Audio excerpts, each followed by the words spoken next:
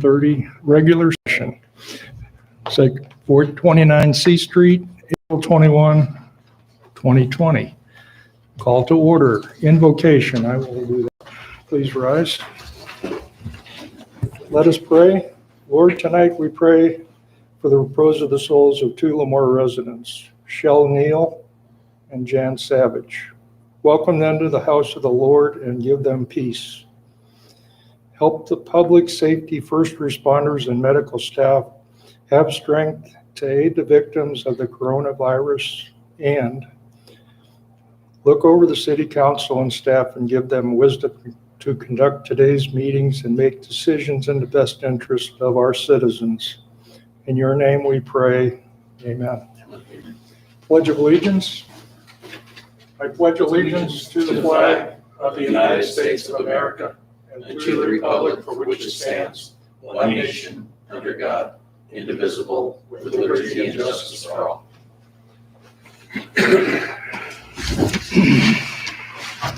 Thank you. Roll call. Good evening.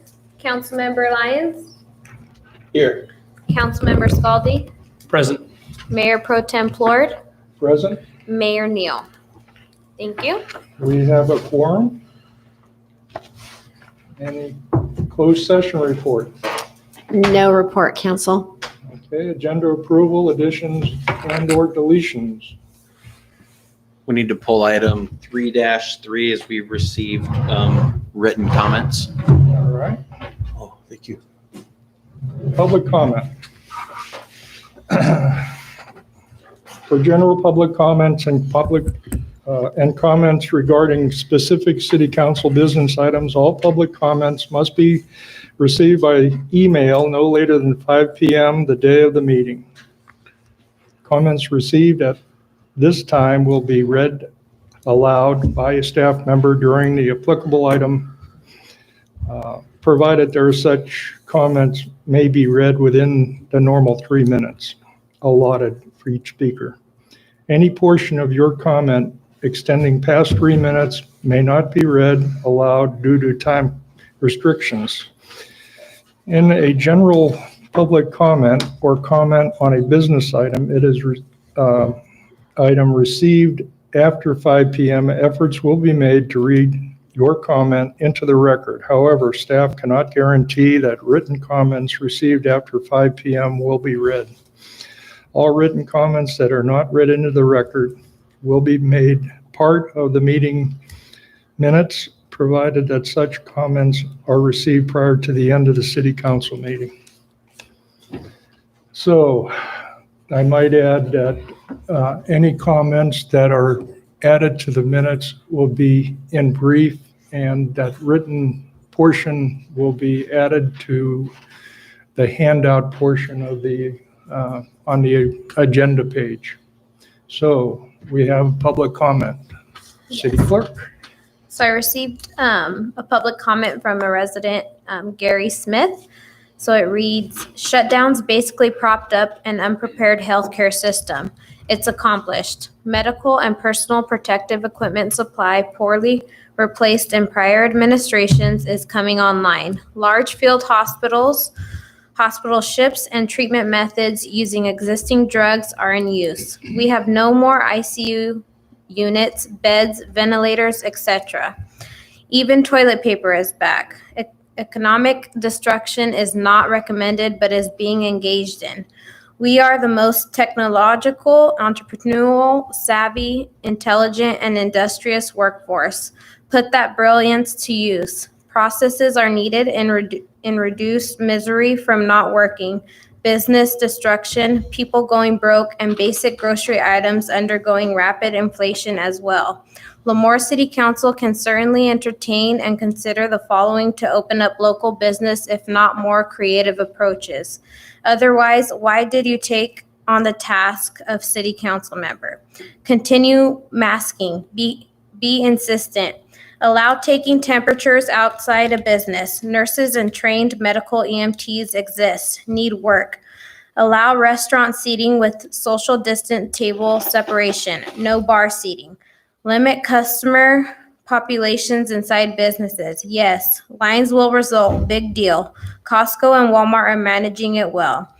Businesses using shopping carts make a clean cart-specific entrance, path through the store, and exit point.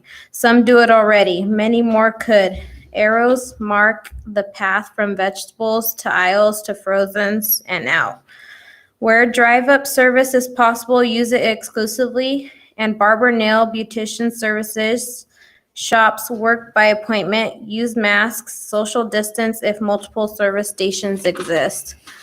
The disastrous consequences of economic shutdown will be far worse than the cure. At a minimum, relaxing and allowing citizens and business persons to creatively manage has to be far better than cursing the darkness which is fast approaching.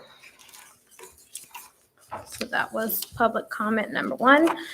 And the second public comment was received from Thomas Reed, and it reads, Mayor Neal, council members, I will continue to object to council meetings without public in attendance.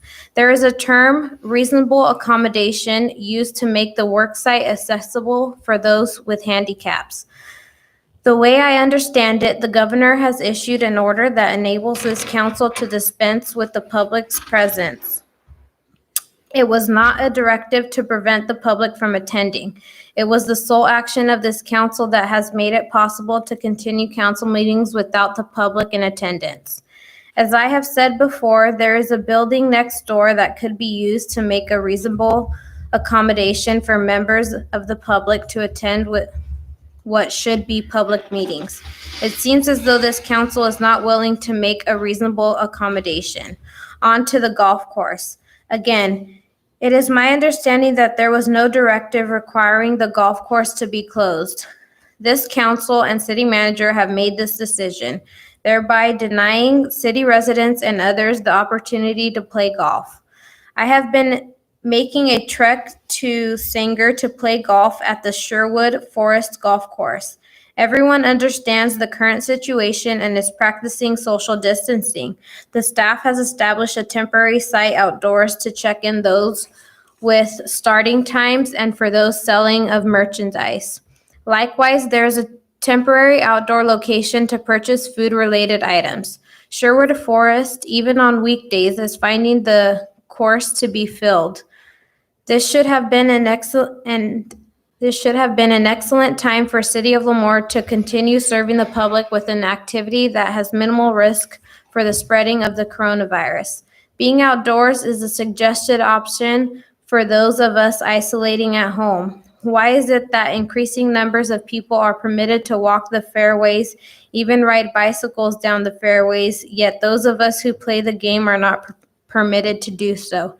I urge you to consider reopening the golf course. Thomas Reed.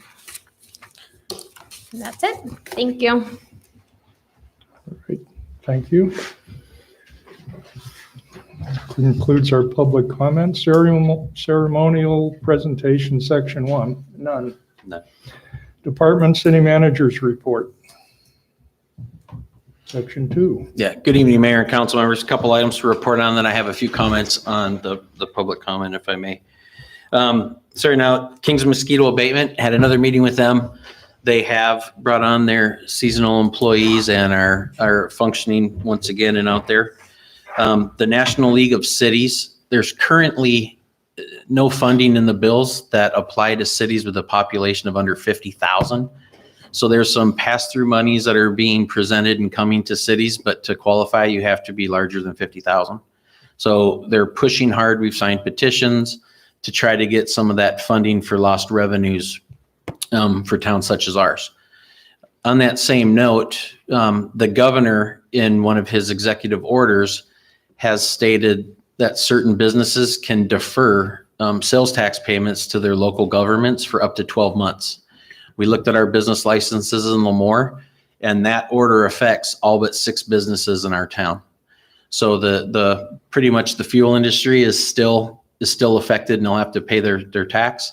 But everybody has seen the current state of fuel, and with the shelter in place, there's not a lot of people driving. So we're anticipating that finance and staff are working hard at trying to gauge the impact. We've been attending webinars regularly with the League of California Cities, Cal OES, and other government entities to kind of help steer us through that.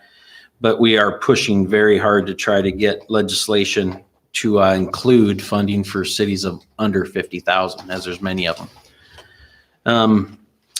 Kind of want to set the record straight on some of the stuff. The governor ordered basically a shelter in place for non-essential businesses.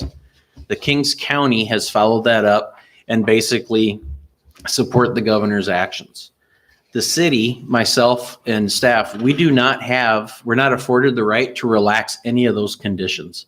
So I know people like to golf, but golf is not an essential service. I'm sorry. We are, however, looking systematically, and we already have some meetings set up with the county administrative office to talk about possible how we're going to reopen cities and the city managers from the area, because there are things we can do as we start to navigate through this. I cannot just say, okay, the golf course is open. I shut it down under the order without council's consent. I want to make that clear too. On the day-to-day operation, those are the calls of the city manager's office, and that's my role. So when I shut the golf course down and shut down playgrounds, those were kind of the best practices and what industry leaders and people were doing to prevent the spread of COVID. So for those of the public that think the city council is the one that shut us down, it was not. It was my actions and the actions of staff in dealing with my directors in the best interest of the city. Now, that being said, we are trying to systematically reopen our city and get things going. One of our end arounds is if we can get to the Kings County Health Department and talk to them about certain business reopening with certain restrictions and social distancing. If we can get them to bless that plan, then the direction right now is we can probably go ahead and start to reopen some things. So that is happening. We're not just sitting here waiting for the dark to pass us by. We're not waiting to see what everybody else around us does in other communities. We're trying to lead the way to get back on economic development for our city, and we'll continue down that path. So I know people are frustrated. I apologize for that, but it's a pandemic and we're dealing with it accordingly. We want to get the city back open. We'd like to see restaurants open and hair salons and all that, but we can't just do that. So those meetings are taking place at the end of this week. So hopefully we'll know some more by next week. But right now, the county of Kings and the state are in step with maintaining essential services only. So that's what we've done in the city. And I'll leave it at that unless somebody has any questions. I think that the county has also closed their meetings and are having things by telephone. A lot of meetings are, and that's another thing. I know people want, we're doing this for the best interest of our employees, our council. And right now we have 5, 6, 7. We already have 10 people in this building just with staff and the couple essentials we needed. So one of the essentials are no gatherings of more than 10. So we are actually following, in my opinion, in my professional opinion, we're following the order to the letter of the law. Not everybody may like it. And it's an adjustment, but hopefully this gets through rather quickly and we'll be back to business as usual, but it's going to take us a little while to get there. So don't think we're just sitting around doing nothing. We're engaged on a state, local, actually have a call at the White House every week. Every Wednesday, I'm on the phone for 2 hours with the White House and for state and local leaders, and they're kind of giving us updates. So there's a lot of moving parts, a lot of plans, no real concrete how to get to them yet. So we're all navigating our way through this together, and we're looking at our counterparts to help out, and we're not going it alone. I can tell you that. Thank you. Okay. Any other department reports? I don't believe so. Okay. Sorry. Consent calendar section 3-1, approval minutes, regular meeting, April 7, 2020. 3-2, April, approval, second reading, ordinance 2020-04. Authorize, approval of zone change number 2020-01, changing the zoning map from regional commercial to light industrial for property located at 1356 West Iona Avenue, just south of State Route 198 and west of 19th Avenue, and approval of resolution 2020-10, approving general plan amendment 2020-01 and associated CEQA categorical / common sense exemption. 3-3 is going to be pulled? Yes. Okay. For the record, approval 3-4, approval resolution 2020-12, adopting new personnel guidelines. Any public comment other than 3-3? No? Any discussion? Motion? I motion to accept consent calendar. With the- Except 3-3. Second? I'll second that. Any discussion on the motion? Hearing none. Councilmember Lyons? Aye. Councilmember Pleward? Aye. And Councilmember Scaldi? Aye. Okay, we are approved. Moving on to 3-3, approval resolution 2020-11, adopting revised council rules of procedure. And you have a public comment? Yes, I do. Why don't we take a look at that staff report?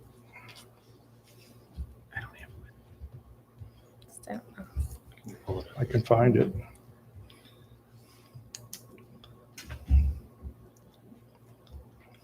Just a second. Mayor Pro Tem, did you want to ask specific questions about the staff report, or do you want to hear the public comment first? Well, staff report says that we are here to approve the rules of procedure, so I assume that's what the comment's going to be about. Yes. Okay, go ahead. So it's the second part of the letter received from Gary Smith. So it reads, item 3-3, resolution 2020-11, adopting revised council rules of procedure. Reference to chapter 7, item A.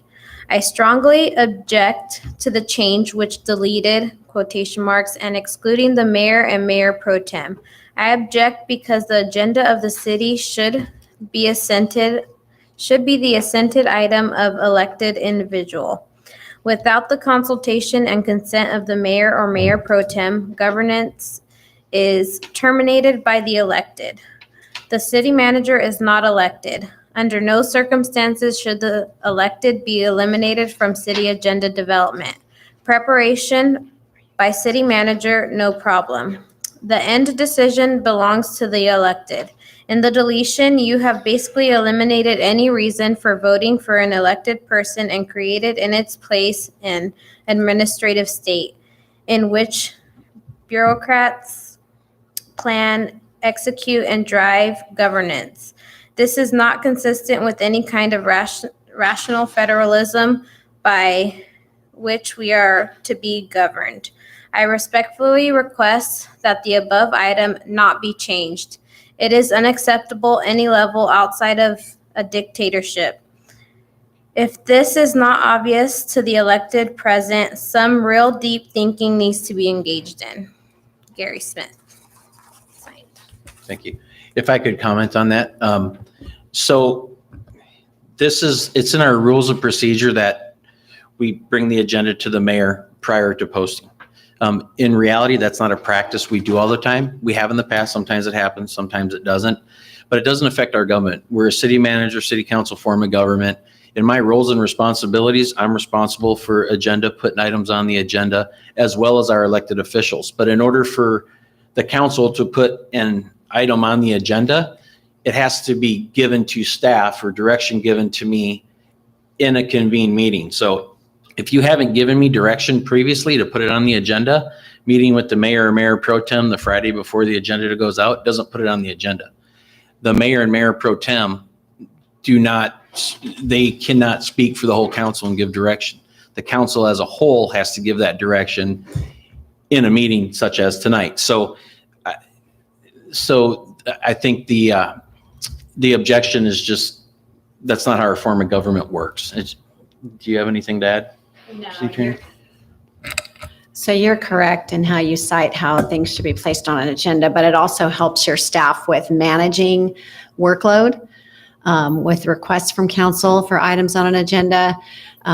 So your city manager knows that workload, knows the capabilities of his staff, the time constraints, and can agendize items accordingly, including items that council would like on an agenda.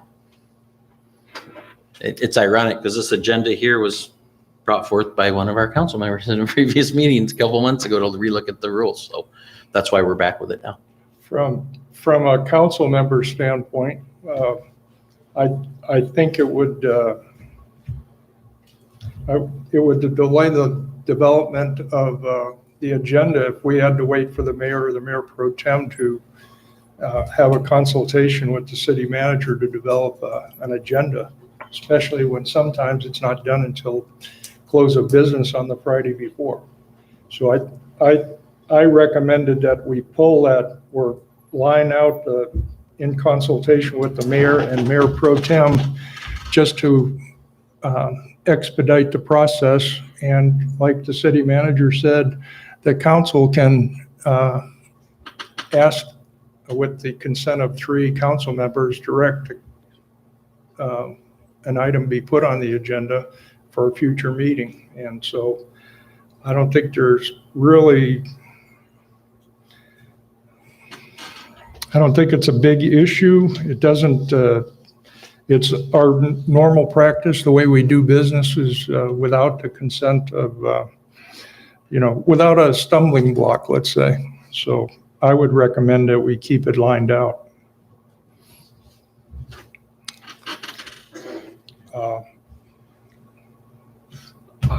I'm in agreement with you, Mayor Pro Tem Plur.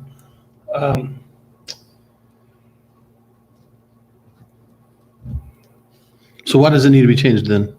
It's surely administrative to make our practices match our document. Yeah. Okay. In theory, that's really what it is. If we went to the letter of the rules of order, we'd never have an agenda ready unless we had a mayor or mayor pro tem available to consult with the city manager in the development of the agenda. So basically what you're saying is that we currently don't follow this rule as it's stated. I don't know what the mayor has done in the past, but I don't remember ever consulting with the city manager about it. Yeah. But I would recommend that we leave it as is and line out that portion. And I don't think it violates any kind of law or No, it doesn't. it's our rules of procedure, so we could have it in there or have it not in there. But, so shall we line it out? I'm in agreement with lining it out. I mean, I think number 2 kind of allows us to create an agenda item if we wanted to, like you said, with 3 or more of us being involved. So it's not like it's, the dictatorship that Mr. Smith spoke of and that we still have say, but not bi-weekly where you or Mayor Neal has to go and consult and say, hey, this is good, this is not good. I mean, we as a group can say that during the meeting, regardless of what's on the agenda. And I think the staff knows what's going to have to be approved by the council. And if we don't agree with the staff report, we can table it. Yeah. Yes. Or you can no vote it. Yeah, or no vote it, but that wouldn't expedite business for the city. So, Councilmember Lyons, what do you feel about that? In the attempt to streamline things and make them more efficient, I motion to accept 3-3. Well, we're not there yet. You want to leave it lined out? Yeah. Is there any other items that we have to talk about? No. Okay, well, I'll entertain a motion. As said. Okay, a second? I will second. Any discussion? Hearing none. Councilmember Lyons? Aye. Councilmember Scaldi? Aye. And I vote aye. The agenda item is approved. Mayor Pro Tem Lord, Yeah. I apologize, but Chief German, did you have an update you wanted to give council tonight, or you just? No, I'm just here. Okay, I forgot to bring it up when you came through the door, so my apologies. Okay, thank you. We have no public hearing, section 4. New business, section 5. Report and recommendations, City of Lemoore audit report for year ending June 30, 2019. Spear. Good evening, Mayor and Council members. This evening, we have Brian Henderson with Hudson and Henderson. They are our auditors, and Mr. Henderson is here to give his audit findings from fiscal year 2019, which ran July 1 of 2018 to June 30, 2019.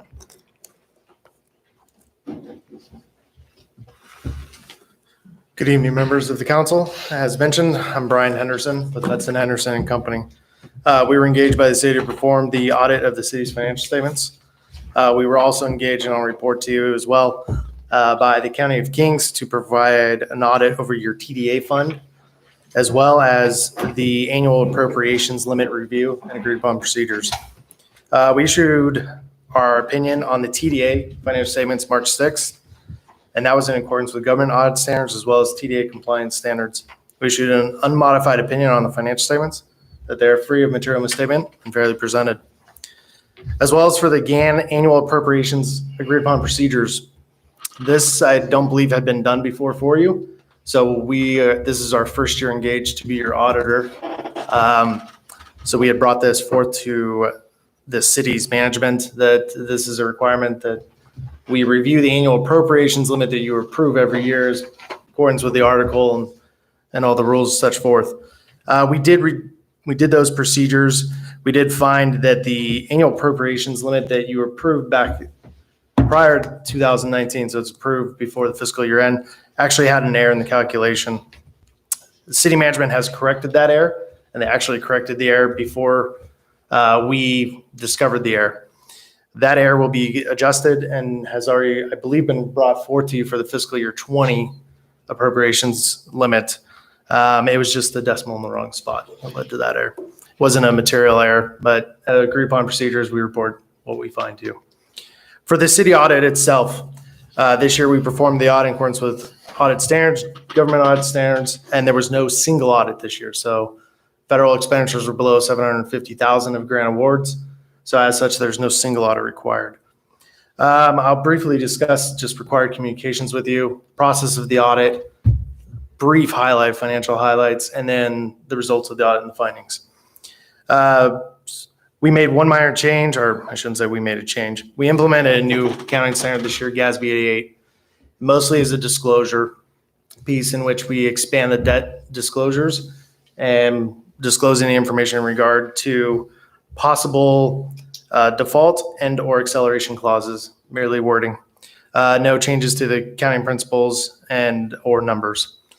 All sensitive estimates are properly reflected. The most sensitive estimates are the pension liability and the OPEB liability, or other post-employment benefits liability. Those estimates are based on actuarial studies and results in which we've evaluated those and deemed them in accordance with government audit standards. All disclosures are neutral, consistent with prior year, and clear. We encountered no significant difficulties with management. They were very forthcoming, worked with us, and were very pleasant to work with.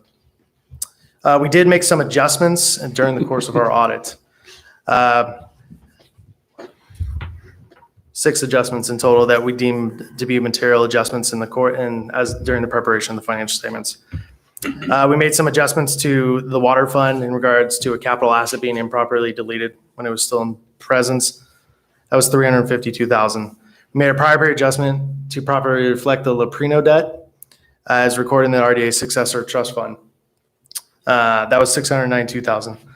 We also did a reclass and booked a prior period adjustment for the salary accrual to properly present liabilities as of June 30, 2019. The reason why that wasn't done in the past, just difference in auditor opinion and the terminology of material. We just felt it was best practice, and as part of this overriding theme that we'll get to in regards to just updating and fixing the financials and the process with management and just being on the up and up with everything. We also booked the current year salary accrual. So that's really just the timing differences, the cash being paid as opposed to the time the employees earn that salary. That was $900,000. And then we also did some prior period adjustments and adjusted depreciation in the current year. We found that there was just some flaws in the spreadsheet and the calculation that led to a $1.3 million adjustment. These adjustments are all financial reporting adjustments just to properly get the financials free and clear material misstatement. We had no major disagreements with management. They provided us the representations as required. We started the audit actually back in November, where we focused on internal controls and performed detailed testing. We then came back in January and February for 1 week in each to work on substantive and year-end field work. That's where we focus on the year-end numbers and preparing the financial statements as well. And then we completed the audit and issued our opinion for the city on April 16th, just recently. Overall, the city has $183 million in assets, $54 million in liabilities. Those net out to leave a net position or equity of $133 million. Of that, $13.6 million is unrestricted. That was an increase of $622,000 from the prior year. The general fund had assets of $8.7 million, liabilities of $1.4, and a fund balance or equity of $7.4 million. Of that, $3.5 million is considered unassigned. That was a decrease of $1.6 million from the prior year. It's to note that most of the net position for the city-wide is mostly held in the business funds or the enterprise funds. We did have some findings that we noted during the course of our audit. In accordance with government audit standards, we issue what we call significant deficiencies or material weaknesses as we go through the course of the audit and review the internal controls of management. There was a couple findings from the prior year. So first we start with those and look at them. Management has made substantive changes to the finance department over the last 2 years, 3 years really. And so what we're looking at is something to consider too, is this audit is as of 6/30/19. That was now basically 10 months ago. So, but our fiduciary responsibilities report to you what happened during that year. There was two findings in the prior year. The first one being over financial close and reporting, or the year-end closing process, and then journal entries. By the time those were reported to management and they started to implement, the year was kind of already over. And so those are still kind of in play as of 6/30/19. We already know the management has made leaps and bounds and improvements in the financial reporting process. A big part of that is the contract that they have with PricePage as a consulting firm to help them. There's also been restructuring inside the finance department that has also helped internal controls. Our first finding was deemed a material weakness over financial closing and reporting. Like I said, this is as of 6/30/19. Mostly we identified, as I noted before, some material adjustments that need to be made during the course of the audit.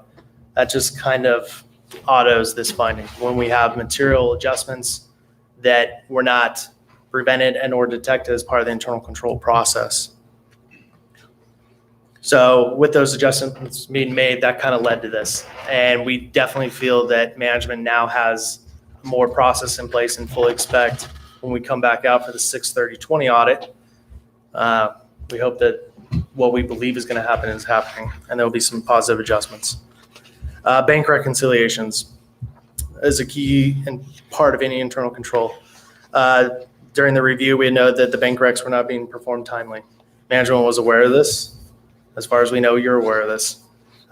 They've already implemented processes and are working with PricePage as well to perform those more timely.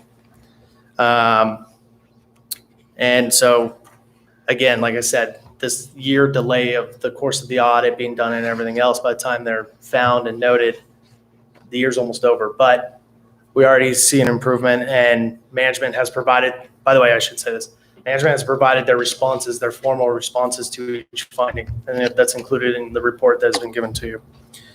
I won't read it word for word. I could be here all night if I went too much detail. The third finding that we had, also material weakness that we report to you, is over capital assets. As I noted, we had some adjustments in there. We note some errors in the calculation of depreciation. We also noted an asset was disposed in there. We also noted the city had a fire truck that was purchased via the volunteer fire department. While still under the city's umbrella, we know that there was no documented approval or authorization for that prior to the purchase. So with internal controls and everything that needs to be in place, purchases need to be made. So even with the volunteer fire department, they still fall under the fiduciary responsibility. So we're required to tell you that. The last item we deemed as significant deficiency. So not quite the full level of it. Payroll reporting. As part of the city's responsibilities, they're required to file with the federal and state of California payroll reports, mostly quarterly and also annually. During the course of our audit procedures, we don't audit those reports that are submitted to the IRS. We tend to rely on them, but we use them as part of our audit procedures and some of the substantive tests that we perform. We know that there were some errors that were pretty obvious, and that whether due to being typed wrong or the form not being completed correctly, just in our oversight, they were clearly errors. So with these findings, we also provide recommendations. And so management has agreed with all of our findings. They've also agreed with all of our recommendations, as well as they've already started to implement these processes prior to us coming forth. In fact, management pretty much laid them out for us before we got there and said, these are the issues we're having. So they were upfront and forthcoming with them, laid out what they've already been doing. And so while I stick to the June 30, 19, we do look at subsequent events, but mostly for financial reporting. But when we come back next year, we do hope to have some of these implemented and in place and properly going. But like I said, the financial statements, after all is said and done, are fairly presented and in accordance with accounting principles. Sorry, it's a mouthful. Any questions?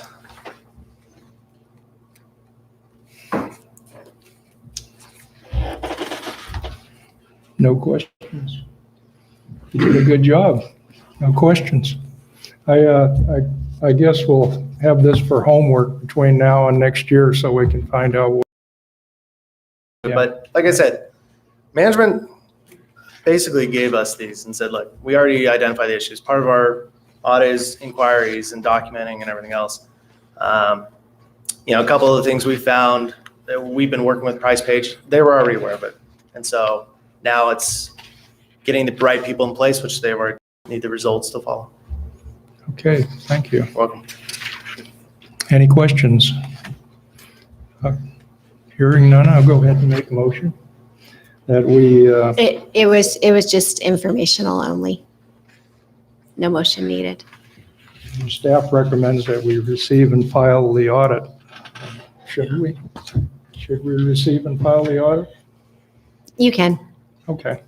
We don't have to take action on it, we just receive it. Very good. So that concludes our business for tonight.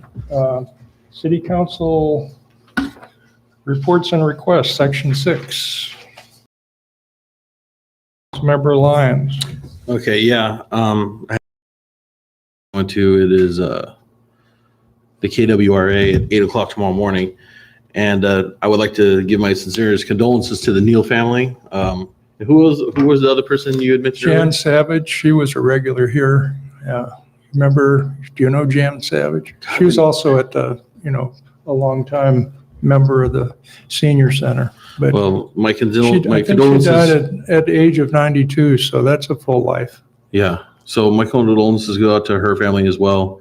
I'd like to thank the police department, fire department, all city employees. Aside from that,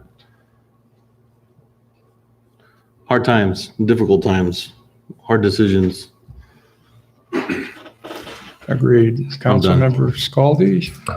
My condolences out to the Neal family as well, and all families who've lost anybody, regardless if somebody on the council knew them or not.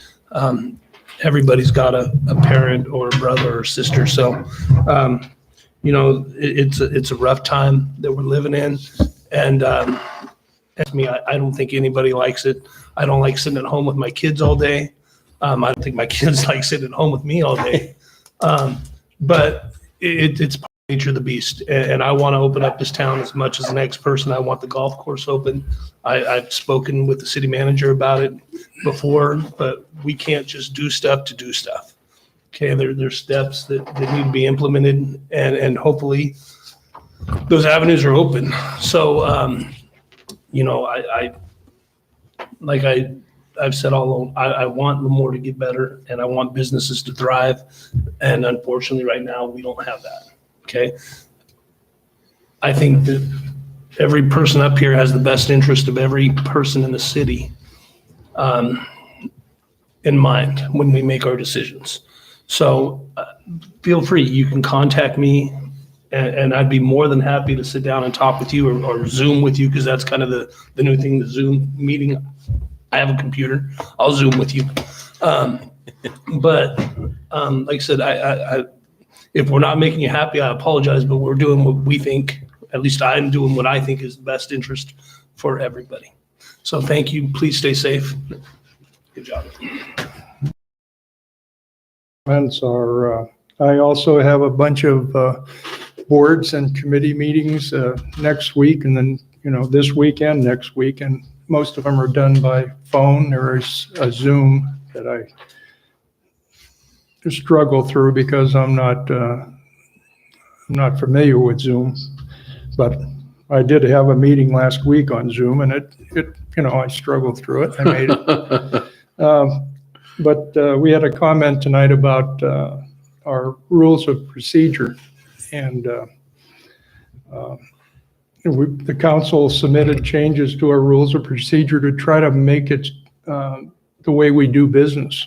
And the one comment that was submitted by a citizen is really good, because it's nice to have people supply inputs to the city council. That person would be here tonight to say it in public if we gave them the opportunity, but it's not us, it's the state that put these requirements on us. I don't like the idea of closed meetings. I don't like the golf course being closed. I don't like the rec center being closed. I don't like basketball nets not being, having basketballs go through them. So it's not my choice. There's no upside to being unsafe. So I'd rather be safe than sorry. I don't want this to last forever. And as soon as we can get rid of the virus, we'll be back to normal. And everybody will be safe to come to our meetings again. So it's our responsibility to do the safe thing. And right now, the golf course being closed is only going to be closed as long as the state or the county is going to put restrictions on us. And as soon as we can meet their goals, then it'll be open again. And that's all I have for comment. Our next meeting will be on May 5th, Tuesday, May 5th, 2020 at 7:30. Hope everybody can make it.